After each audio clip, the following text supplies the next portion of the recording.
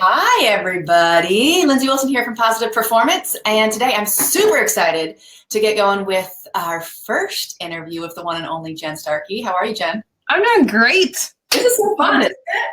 Yeah, I can see. Usually we're on the phone talking mental training, but now we get to share with all you guys. So real quick, I'm going to try to share this in the group if it comes up, but you know, who knows if I can actually do this. I don't know if I can do everything at once. Whoa, maybe I can share it. I can. Hey, look. Share to a page. No, share. I can see us on my page, which is cool. Okay, hold on. Let me share now. I can't do this quick enough. Okay. If anybody else is on live that's in the private Facebook group for coaches, you can click the little share. You can either share it to your personal profile if you know other coaches that are interested in what we're going to talk about today, or certainly share it in the private Facebook group for coaches. I'll share it later if nobody else does it. So anyway, Jenn Starkey.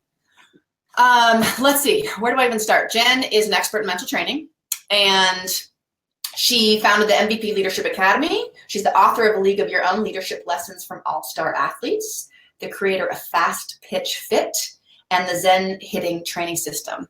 You are a busy woman. Jenn and I have known each other for a couple years, and I'm really excited today because she's going to share 3 little hacks that she has for coaches, but also for athletes, right? Or parents, they could use this tool as well. And we're doing something with this. So I don't really know what we're doing, but I'm really excited to see what this is and what we're going to be doing with this. So, okay, Jenn, before I did your little intro, but talk to me real quick before we get into the meat. Why do you do this? Why do I do? Oh my gosh, I wasn't ready for that. No, why do I do this? I think it matters. Oh my gosh, because the stuff that I teach athletes is the same things that I have to practice every single day in my own life. And I think that there's a huge, honestly, the reason why I do it is because I think there's a huge gap in our education system in America. And I think that by working with athletes to develop them as leaders, we really can make a huge difference in the world. And so that's at the core reason why I do it. And I love it. And I love working with athletes and seeing them be able to take the lessons we talk about mentally and apply it on the field, and then learn how to apply that to the rest of their life. Mm-hmm. Now, you were a collegiate athlete, and I imagine, like all of us that played at a high level, that you had some struggles that helped you be a better coach. Talk to me a little bit about some of that. Yeah, and you know some of my story, so I'll share a quicker version of it with you. So I grew up in Texas. I played softball. My dream was to go play softball in New York City at my dream school. And when I got there, I kind of felt like I didn't belong. I still had what I call this imposter syndrome, like maybe I'm not good enough. I got stuck between that imposter syndrome with maybe this was a mistake and I really don't belong here, and what I call the rooster. And the rooster is the person who crows about it, who says, man, I'm working harder than everybody else. It's the ego talking, thinking that you're putting in more effort than other people. And it's really only looking at the world from your perspective. So I got stuck between these two places, and I really just wanted to feel like everyone else. I wanted to be able to go have fun. I didn't feel like I was getting enough playing time. Granted, I was a freshman. I didn't earn the playing time. It wasn't, I definitely hadn't earned it yet, but from my freshman mindset, I didn't understand. And I didn't understand that my coach was trying to create the environment where I could learn and get settled in college life in New York City, and I didn't get all that. And so one night, when my teammates, they were all going out to party, and they were going out to this birthday party, I was like, you know what, I'm not going to do that. But instead of going out to work out like I normally would or put in the extra work, you know what, tonight I'm just going to be like everybody else, because I didn't see my hard work paying off. So I'm like, what's the point? And so that night I ended up having some drinks in the dorms. And that night I was assaulted in the dorms by several other athletes. And so in that moment, everything in my life turned upside down. The next morning, instead of going to practice, I was dealing with that. And before I knew it, I ended up my parents and I decided it was better for me to leave that school. So when my teammates were flying out to start their best season ever and go to Florida and kick off their season, I was flying home. And it wasn't that I just lost my scholarship or my school. It's like I lost my identity and who I was. And that's really what started this track into having to become mentally tough. Because if you had met me before that time, you would have said, oh, she's a confident person. She's really outgoing. And it wasn't until I hit what was like rock bottom, where I had to really develop what it meant for me to be mentally tough and get out of that state that I was in. Yeah. Wow. Well, thanks for sharing that. I mean, that's something, as you know, we talk about in the group. You know, we're not experts in any of that, but I think as coaches, so many coaches are going to be the first line of defense against some of that stuff, or the first ones to notice it, you know. And we just talked about it in the group. Stewie, the WNBA player, just came out with that article in the Players Tribune about her experiences and the Me Too stuff that's going on. And so I think it's just a really important thing. I mean, sports has this ability to really impact lives, as you know, and that can be for better or for worse, really. But I think coaches are often the people that see those issues and can point to resources. I don't think we have to be experts in everything by any means, but. No, but you can be that one caring adult that sees something. Right. Exactly. I love that. The first line of defense, because it's true. Sometimes, I mean, I see it even with my own players. Sometimes I'm able to see things and pick up on things that other people that are almost so close to them, they don't even pick up on it. Yeah. So that's absolutely true. Cool. Well, thanks for sharing that. Okay. So let's get into the meat of what you're going to teach today. Okay. And the first thing that I want to do before we get into really teaching that, I know that's what everybody wants, but let's talk about the why and really the problem. So like, why are we going to do these next couple tools, and why should coaches use them, and like what is the actual issue that you're seeing and the coaches are seeing that these solutions can help with? Okay, so the main issue that I see and that I see most coaches have to face is everything's going good until your player experiences failure. And as soon as your player experiences failure, which is all sports, all the time, they're up against that moment whenever they're going to succeed or they're not going to. All of a sudden, there's a shift in them, and then before you know it, they find out that they're in a slump.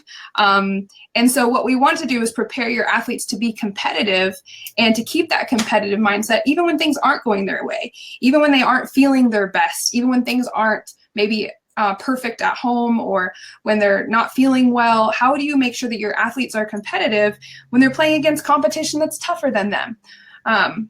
So basically, I want to give you as a coach tools that you can relay and share with your kids and with your team parents, with your athletes, because a lot of stuff that we talk about, Lindsey, stuff that you talk about, parents and kids, they hear it, but they don't necessarily. It sounds good, right? It sounds good to be mentally tough. It's a buzzword. Right. But at the same time, we have to get them to buy in to some of the things that we ask them to do. Because if you're on the outside, it kind of sounds a little woo-woo sometimes, right? Like people think, well, I need an affirmation and I need a power word and I should stand like this and all that. I should visualize, I should meditate. And a lot of kids are like, I don't get it and see the connection. So we want to give your athletes tools and you as a coach a tool so that way they understand the importance of it and they can actually see it make a difference in their game. I love that. I mean, I love the actionable thing. So I'm super excited to learn. I know we went over it a little bit yesterday, but I really don't know what we're going to do. So anyway, take it away. All right, so let's talk about the solution. So that's the problem. Let's talk about the solution. And I love how action oriented this is. I'm going to give you the bonus first. Okay. Because this is a tool. This is a little trick I like to do to get buy-in, to get athletes to understand what we're going to talk about. We're going to teach about how to change your state so you can be more competitive and how do you bounce back from failure. So if you're at home and you're watching right now, if you happen to have a headphones laying around with a string on it or a stopwatch, we're talking to coaches, or a string, something like this. It also works with iPhone headphones. Have something like this, hairband, grab it. You can tie it to pin. You can do this later. Mine's a really what I like to do. Hairband. Was that you stretch out here? And there we go. That works perfect. Okay. So all you're gonna do is you're gonna tie that to a pin cap and hold it about 4 inches or so above there. So what would I do is I'd hand this out to my athletes. And we talk about the power of your mind. But if I was to say, hey, in the next 15 minutes, I can show you how to run faster, throw harder, be stronger, all of that, and I could show you how to do that, would you believe me? And most people say no. Most people say no.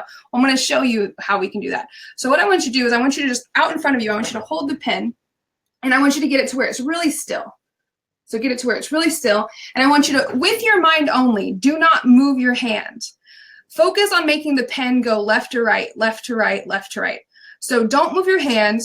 Just focus on moving the pen left to right. Make sure you're not moving your hand. Just focus on moving the pen left to right. Now with your mind only, don't move your hand. Focus on making the pen go back and forth from the camera to you, back and forth. But don't move your hand. Make sure you're not cheating. Keep it super steady and just focus on what you want the pen to do. It might take a moment to shift directions, but after a minute, you'll probably start to notice the pen is rocking back and forth from me to you. Once you got that, now I want you to make it go in a circle. So pick a direction, and with your mind only, don't move your hands. Only focus on making the pen go in a circle. Okay, and then eventually I would then ask the athletes, then we're going to change the direction of the circle, make it go in the other way, and make sure no matter what, you're not moving your hands. All right? Did you get it to work, Lindsey? Oh my God, it was like immediately. Immediately, right? And so usually when kids do that, they're like, oh, how am I doing that? Oh my gosh, that's crazy. I was trying to make noise because you were describing it, but I was like super excited inside. You were super excited. Yeah, and the funny thing is I learned this when I was 12 years old. By a really amazing hitting instructor for the University of Baylor. And he showed this to me, and I never, ever forgot it. Okay, so I still share it today because it's something, once you realize you can do this, you're like, wow, how does that work? And so then I'll tell the kids, I'm like, congratulations, you now have the power of a Jedi, and you can hit the ball over the fence, and my job is done here. And then, just kidding, right? So once kids learn, okay, I can move the pen with my mind, I ask, how do you do that? And I'm like, were you moving your fingers? Were you moving your fingers, Lindsey? No. At least you don't think you were, right? Right. So I say, is it okay if I explain to you scientifically how this works? Okay. Please. Scientifically, what happens is the kids say, I visualized it, I imagined. Well, you're visualizing what you want to happen. It's like there's a brainstorm going on, a bunch of electrical currents shooting off in your brain. Kind of like a lightning storm, and those bits of lightning travel down your arm, through your nerves, down to your finger, and even though you don't think you're moving just a little bit, tiny, tiny, itty bitty muscles, but you weren't doing it on purpose. You were only doing it with your mind. And so then I say, all right, I'll give you the example of softball because I coach that most often. I don't have a bat and a ball hanging around, but I have a water bottle. So I'll pretend that this is my bat. And then I ask the athletes, okay, what's the difference between me hitting a home run and me hitting a pop-up? How much is the difference on the bat from where I hit it? Same thing for golf, right? A shot that slices and a shot that goes straight, or hockey, right? What's the difference? Is it a lot or is it a little? And they're like, well, it's like usually this much. Yeah.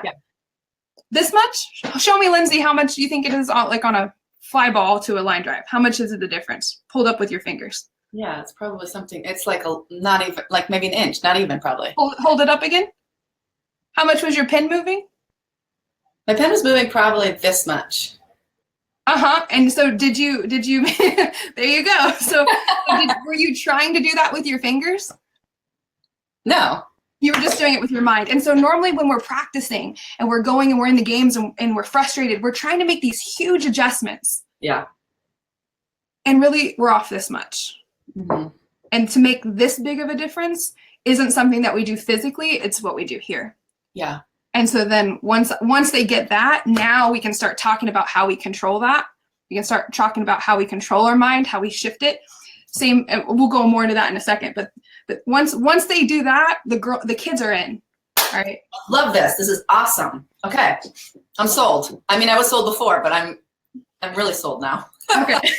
You're in. Okay. So now that we understand that the power of the mind, we want to talk about, I call it state management.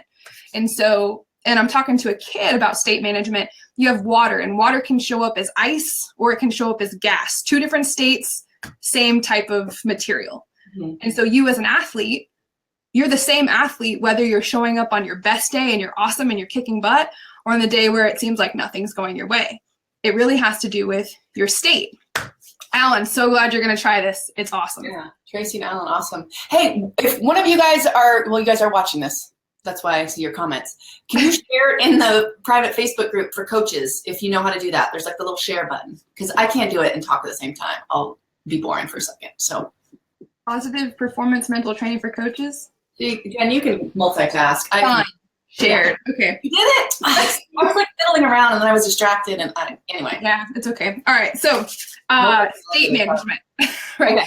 So kids understand the difference between showing up as water, or they can show up as ice, or they can show up as like water vapor, right? Yeah. And it's still the same it's still the same thing. So if you're an athlete, you can still show up as the tough version of yourself or the weak version of yourself. Mm-hmm. So we want to make sure that you know what it takes to show up as the best version of yourself. Mm-hmm. So what I do is I talk about what happens if you were driving in the rain. What happens when you're driving? If you were riding in a car in the rain, what would you do? What would happen if you're just riding in the car and it starts to rain? What needs to happen? Jen, you're asking somebody who lives in Seattle, so it's like an everyday occurrence. I need to be aware. Yeah, and what happens if what happens to the wind? Yeah, go ahead. Okay, so I put the windshield wipers on. You put the windshield wipers on, right? And so sometimes, what would happen if you didn't turn the windshield wipers on? I wouldn't be able to see it at some point. Probably you wouldn't be able to see, and if you're not able to see, what would happen? Get an accident. You get an accident. Well, sometimes what we don't understand is our emotions. It's kind of like bad weather that comes and goes, right? So we feel bad about an outcome, or we feel bad about a failure, a strikeout, a misplay. And so it's kind of like we get these emotions like a storm cloud that come in. And so it's what we have to understand is those emotions are natural. They're going to come. But if we turn on the windshield wipers, then we can see clearly. If we don't turn on the windshield wipers, then we can't. And so sometimes playing after failure, when your emotions take over, it's like trying to drive in the rain. It's like trying to play and perform without your windshield wipers on. Mm-hmm. So what I want to show you that you can pass along to your athletes is how do you teach an athlete how to turn their windshield wipers on? So that way, when things aren't going their way, when they're frustrated, whether there's the storm, they can still be able to see past that, focus on the next play at hand, and perform at their best. Mm-hmm. All right, so this is the magical windshield wiper button. Make a triangle with your hands like that. Perfect. Got it. All right. So this is a dance. I teach it to little kids, but you can teach it to teenagers and they'll never forget it. Okay. So here's the first tip. Okay. It's like this. Move your body, move your body, move your body, move your body. There you go. Yep. Move your body, move your body, move your body, move your body. So this is tip number 1. So the first thing we have to get our athletes to understand is that our physiology, how we move our body, affects our outcomes. It affects our performance. It affects what state we're in, the powerful version or the least powerful version of ourselves. And you can show this to your athletes by, Lindsey, show me, how does an athlete sit when they get pulled from the game and they're told to go sit on the bench? How do most athletes go? They go like this. Immediately, boom, right? Yeah. Or if a pitcher's on the mound and she just got walked an athlete, she goes boom. Or if somebody misses a free throw, boom, right? Immediately. How big of a change is that in their body? A big, huge change or just a little change? Watch my shoulders. Watch my shoulders from here to there. Big change or little change? Well, I guess it depends what you mean. I mean, it can be big, but it can also be small. I don't know. Right. If you were to measure it in inches, how much of a difference is it from here to here? Oh, not very much. Very little, but you can see it's huge difference, right? Right. Yeah. A huge difference, but it's this much, just like we talked about earlier. So one of the things that we can teach our athletes that we can implement into our practice routine or into our pregame routine or into our mistake rituals is something where they physically move their body in a powerful state. So they make themselves big, like a bear about to attack or a puffer fish that's about to attack, right? We want to make ourselves big. So that's why you see a lot of teams, they have those things where they get in the circles before their games and they do this hooping and hollering and yelling and screaming. If you have athletes that come off onto the sidelines, if you have them stand in a position, hands on hips, it's a superhero pose, or arms on fence, something where they're big, they're actually increasing the chemicals to perform better. And so we want to get our athletes to learn to get themselves in a intense positive state, the most powerful state that they want to be in before they play and after a mistake ritual. Okay. Perfect example, I've got this one athlete who I've worked with for 2 years now. She used to cry every single time she struck out. In fact, after she swung and missed at the very first pitch, you could see her whole body go like this. Yeah. So now her ritual is, as soon as she swings and misses, she turns around, she puts her bat up over her head. Okay. That's what she does. And immediately it shifts and she's not focused on, I just swung and missed. She's focused on the next pitch. I love that because it's so like nobody else really knows she's doing it, right? Like it's just, she doesn't have to like start beating her chest or something, which most people are never going to do. I like that it's sort of within the sport still. Yeah, Mhm. that's awesome. Because you could do the same thing with play calls. So you could have an athlete, if they miss a shot, or like I have a pitcher, she turns around, she puts a hand on her hip, she holds out how many outs there are. She could call a play, or just like, hey, we got this, or do like a circle. This is something that's within the game, but it's affecting their posture. Yeah. Cool. That's great. That's number one. That's move your body. Yeah. We go way deeper, but that's the surface level. Yeah. All right. So move your body. So next one is after move your body, is words you say. And this is really a tip for coaches. Okay. So you talked about as a coach, you can implement these rituals. The second thing is we have to be aware of the words we're saying when we're telling our athletes what to do. Yeah. Lindsey, how often have you heard a coach say, don't do that? This is at the end of a basketball game, all coaches are screaming, don't foul. Don't foul. Inevitably. Yeah, and then what happens? They foul. They Every foul. time. I'm The sure louder they yell, the more likely the person fouls. absolutely. And in softball or baseball, it's don't swing at the high pitch, don't swing at the changeup, don't strike out, don't walker, right? We have this, I'm sure it's the same in all sports. Yeah. So instead, what we need to do is create power words that we relay to our athletes, because we have to remember that whatever we're thinking, that athlete is like, don't strike out, or, oh my gosh, I suck, or I can't do this, or that girl's bigger than me, or that guy's bigger than me, or, oh crap, don't throw it to me. Like they're thinking all kinds of negative stuff. Right. And so the way we can help them overcome that is give them the specific word and mantra that is the opposite and true word that we want them to move towards. So maybe quick, strong, stand tall, get low, right? We tell them what we want them to do, not what we don't want them to do. And so for each of your athletes, you know them from practicing with them what that internal monologue is. You just come up with a simple word and repeat it to them over and over again to get them refocused on what they need to be focused on. And it's the same for self-talk, I imagine, for the internal dialogue. Totally. Yeah. Because if I can get my athlete to understand the power of keywords, right, and that when I want to perform this particular task, whatever this skill or task is, there's this keyword that reminds my body and anchors my body into what I'm supposed to be doing. Mm-hmm. Because sometimes we're just saying too much. I mean, you can walk around any sports field or sports complex and listen to the coaching, and it's like, do this, do that. And then the kid comes off the field, and then they've got teammates, parents, and coaches that are all telling them and coaching them on the play that just happened. Well, they can't do anything about the play that just happened. We need to be reminding them about the next play. What's important now? Yeah. Right. Go ahead. Go ahead. What were you saying? No, I'm a big fan of like the one thing, right? Because as you know, we talk about a lot in this group is like, you can only think about one thing. But I think it's like that overcoaching, whether it's overcoaching from the coach or overcoaching yourself, that like you don't actually need to think of, if you've been practicing, you don't actually need to think about all these 10 billion things. They should be happening naturally.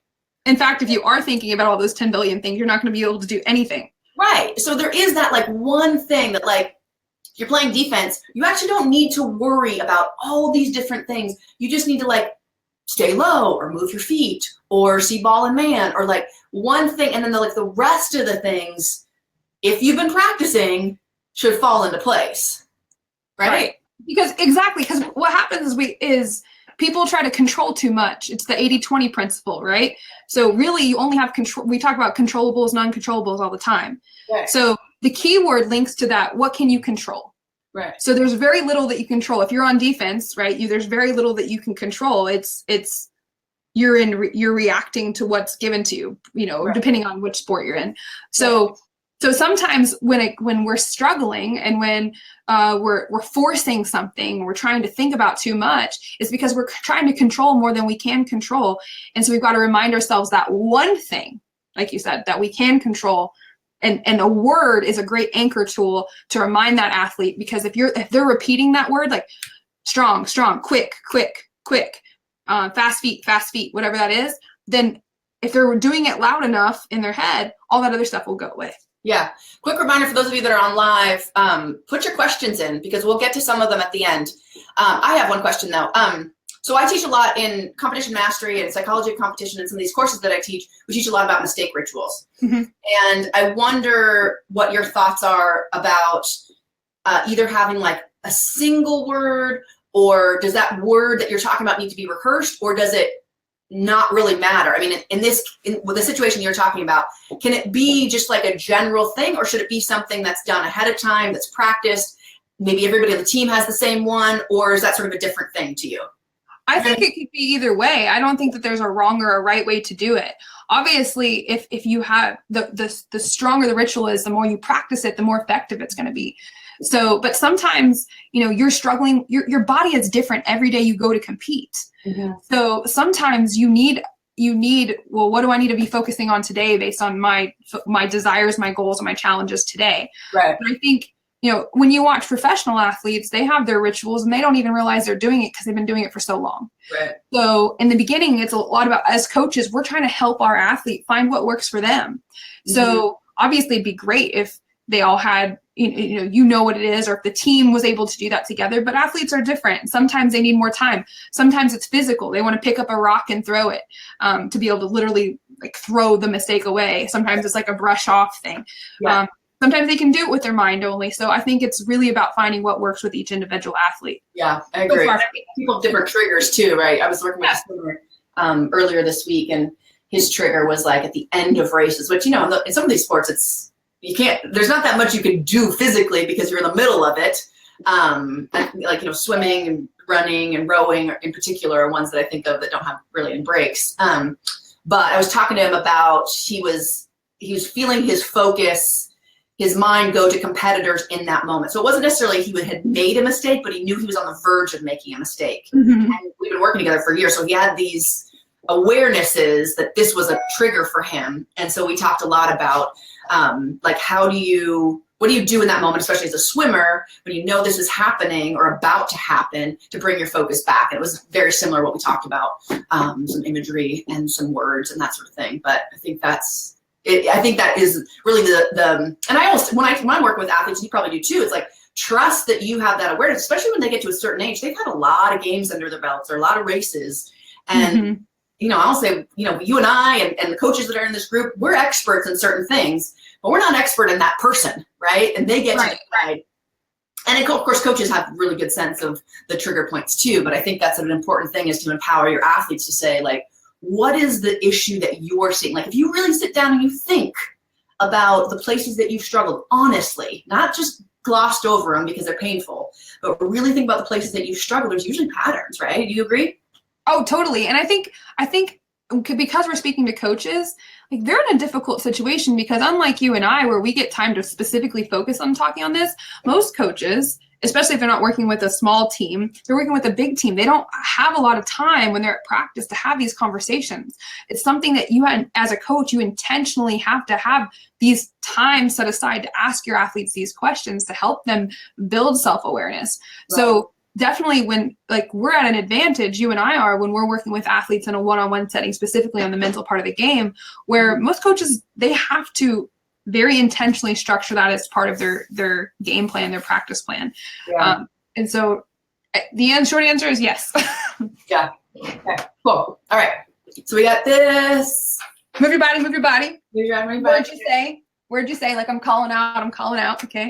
It's really cool when a whole bunch of people do this together, by the way. And then the last one is what you focus on.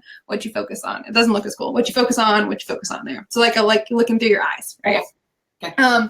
So there's a study. I was going to try to pull it and show it to you, but I didn't have time to do that. So there's a study that talks about when athletes, a lot of what we're already talking about, are focusing internally on what's supposed to happen, their body's actually not as equipped to be able to complete that task, because it's focusing internally compared to focusing externally. And what I mean by that is best explained through a story.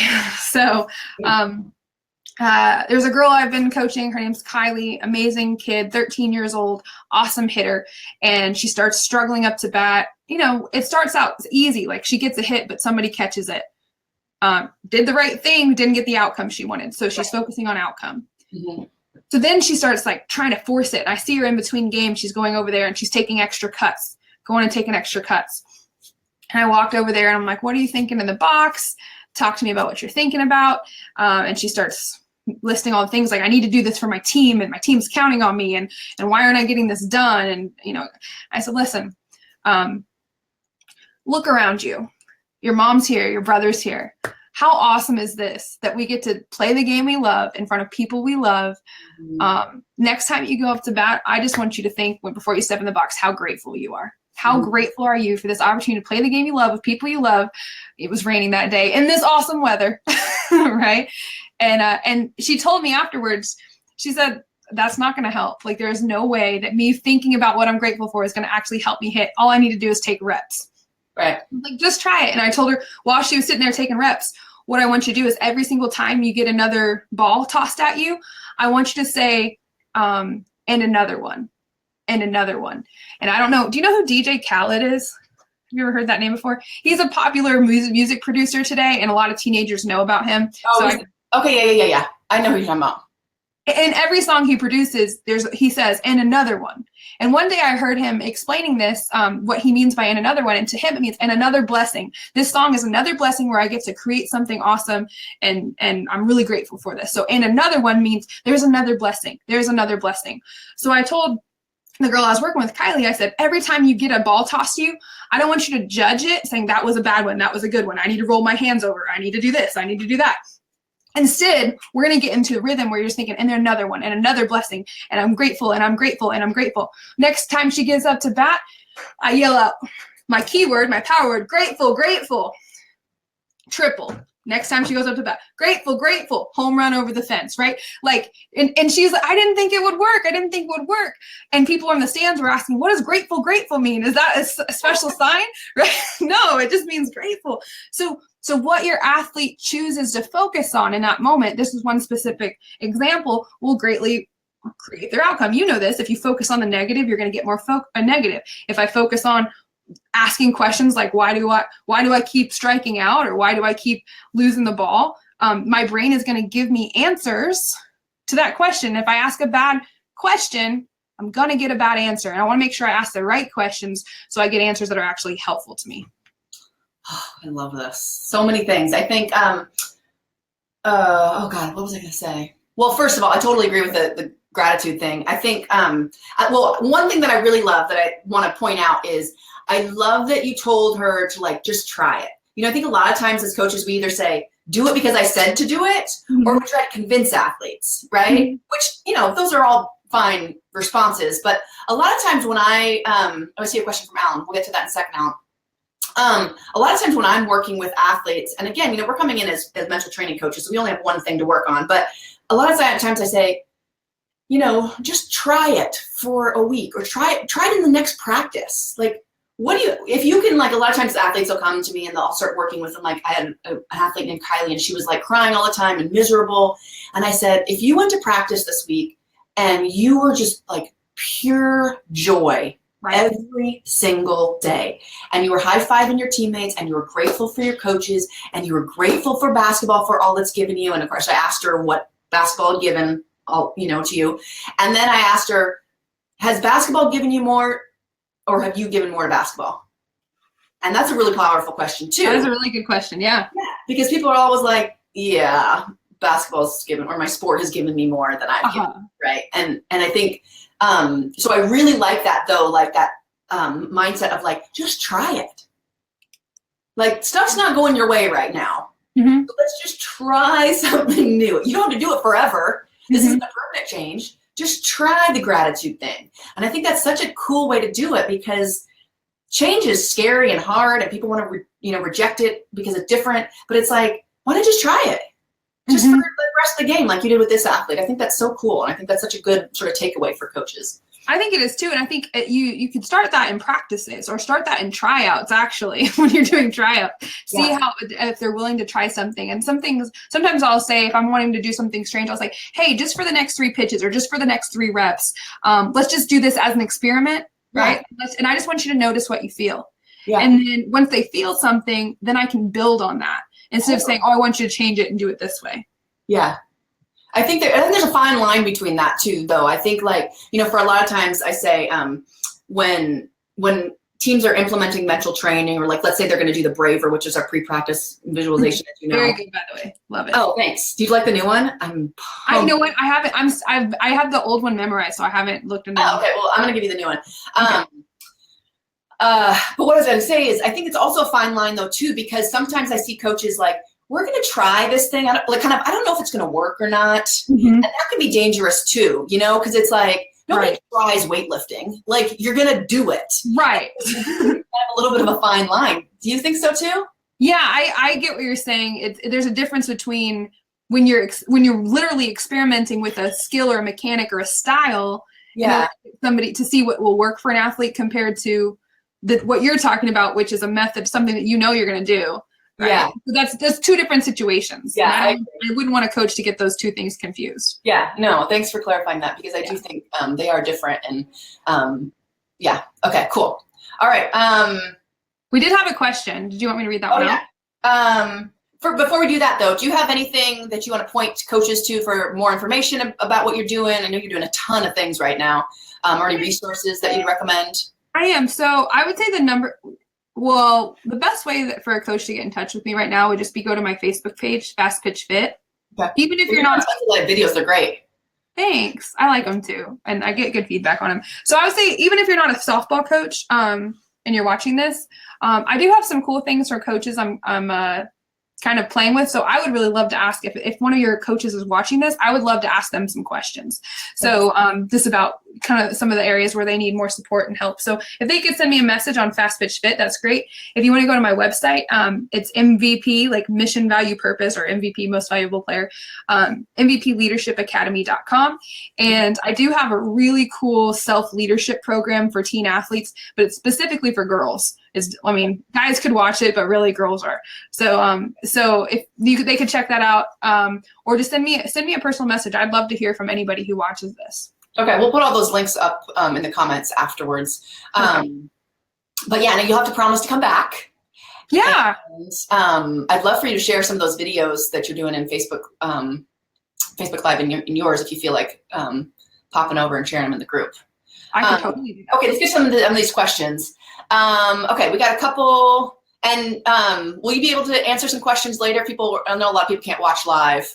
Oh yeah, if people ask questions, I'll come back and I'll check. Okay, cool. All right, so let's see. Alan says, what do you tell the parents? Oh, I see that the parents' question's coming up. Okay, what do you tell the parents who are telling their child something else than we're trying to teach them? I attempt to shape the parents' behavior, but I realize that it's very difficult for them to let go. I ask them, are you prepared to help your daughter have a great athletic experience by releasing her to the game, the team, the coach, and the experience? Whew. That's a great question. Tough. Okay, so one, I struggle with this too. Okay, full transparency. But I can share some things that I have found that have worked. Not that it works for every athlete or every parent, but on occasion.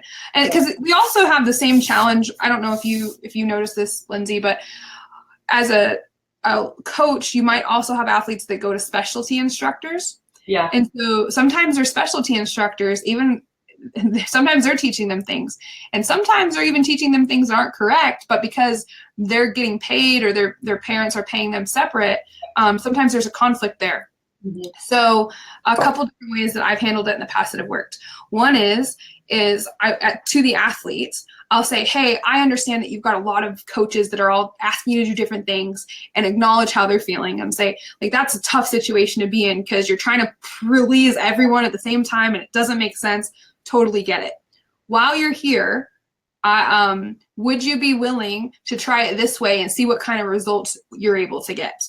Mm. And then when you're out with your other coach, you can try that and just figure out which one works best for you. And say one of the things, and I will relate to them then, say one of the things I learned growing up playing at a high level on my way up to being a Division I athlete, talking like that. And once I got to college, I realized I had so many different instructors all teaching me different techniques. I was really able to figure out what worked well for me. And that's what I really want for you to do, is find what works for you and what's actually the most successful. And so now we can tackle other parents and other coaches as well. Yeah. Okay, cool. I like that. Okay.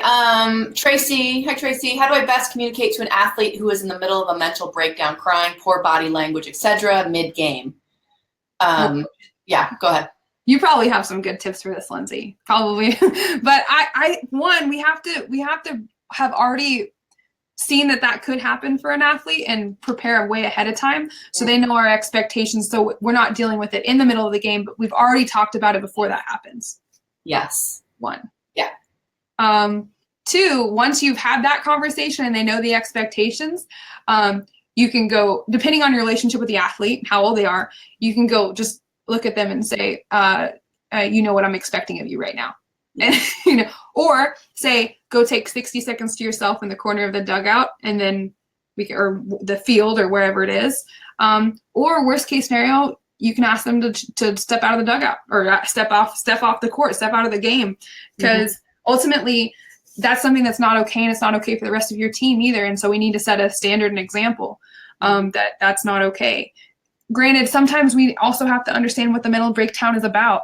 Sometimes kids' grandparents passed away, or their dog died. And so sometimes we also have to understand that what they're reacting to might not actually be what's happening on the field. It could be something completely different, and we need a way to check in and know what's going on. So also going to that athlete and asking them and saying, what's going on right now? Getting them to verbalize that. Depending on what level you're at, that's important too.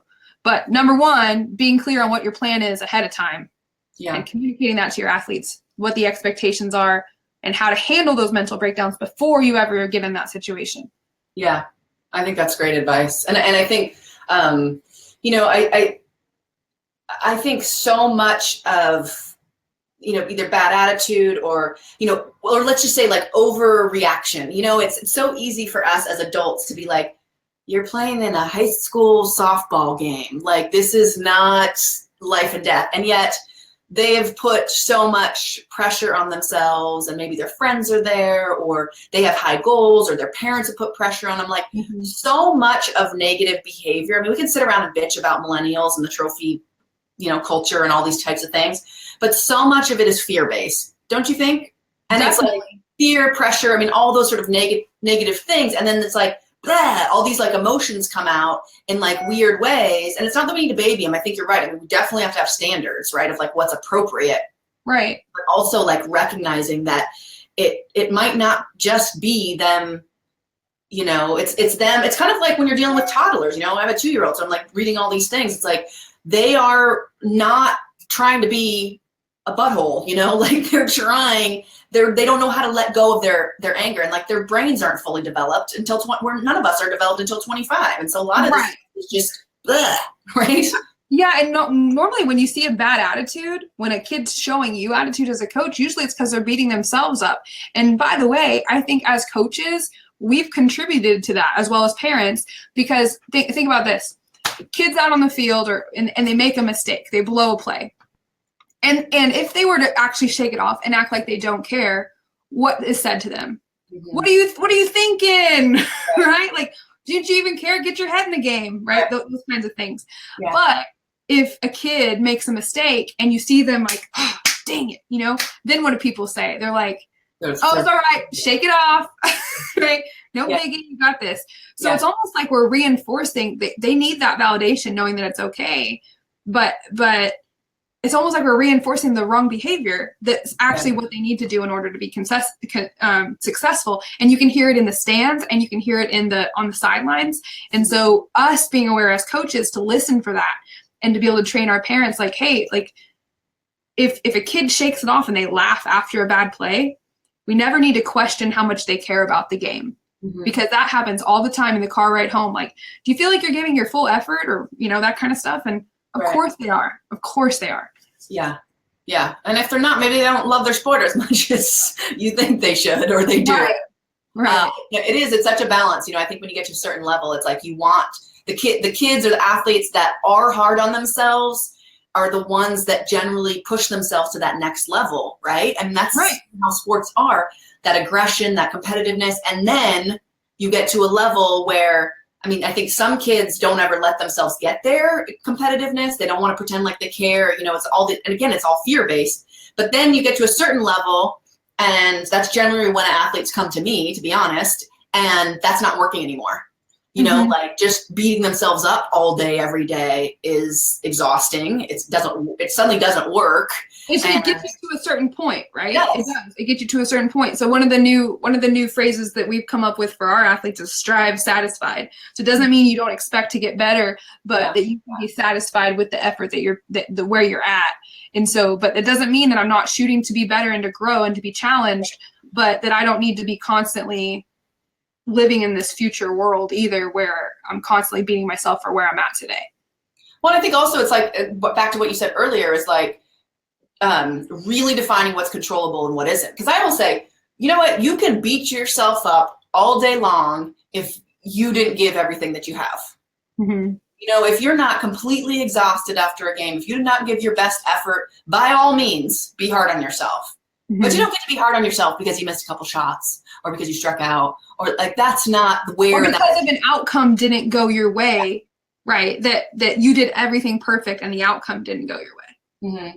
But it's such misplaced. I mean, almost all of us get that wrong, mm-hmm. right? I mean, we're hard on ourselves for the things that we actually can't do anything about, and then maybe gloss over the other things. I mean, I think and this is probably another conversation. That's why I think a post-competition routine, you know, we teach it, probably you probably do as well, I think is so critical, because then you really objectively have to look at those things instead of just like, oh, we won, I feel great, or we didn't, or I didn't play and I feel sad or mad or whatever. So let's save that. We got to leave people with a little bit, but I'm excited to talk to you about that maybe the next time. And I think there's one more to talk about. Yeah. You got to do the dance. It goes like this. Move your body, move your body, move your body, move your body. Where'd you say? Where'd you say? What'd you focus on? What'd you focus on? And then there's a whole final section, but I'll have to show it to you another day. Oh my God, we got more. We got more. Okay, so if you love this video, like it, comment on it. Comment on it. And most importantly, share it. Share it with your athletes, your parents, your coaching friends. Post it anywhere and everywhere. I know Jen would appreciate it. I would as well.